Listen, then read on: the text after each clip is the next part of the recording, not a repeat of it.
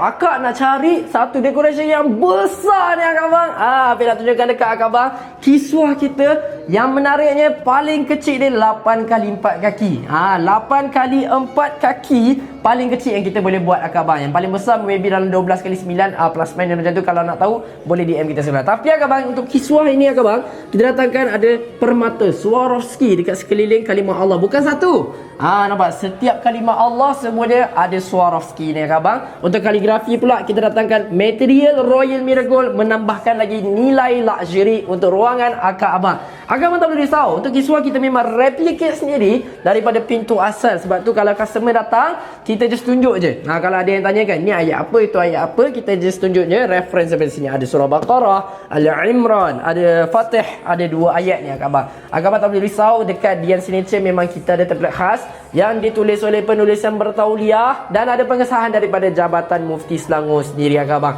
Kita bukan copy paste, kita memang nak menjaga kesempurnaan setiap kalimah yang dihasilkan dekat sini akak abang. Tak perlu risau. Jadi akak abang, minggu akhir ni akak abang nak dapatkan harga yang eksklusif, untuk item yang eksklusif, kena datang sekarang akak abang, set appointment. Apa yang nak belajar, voucher RM500 juga untuk akak abang yang datang set appointment. Ingat akak abang, jangan lepaskan peluang minggu ni.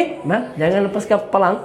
Jangan lepaskan peluang. Ingat akak abang, minggu ni terus set appointment. Okey akak abang, ingat nasihat dari kawan dia, Dian Signature Section 7 Shah Alam pada hirum dengan kalimah apa-apa Allah nombor 1.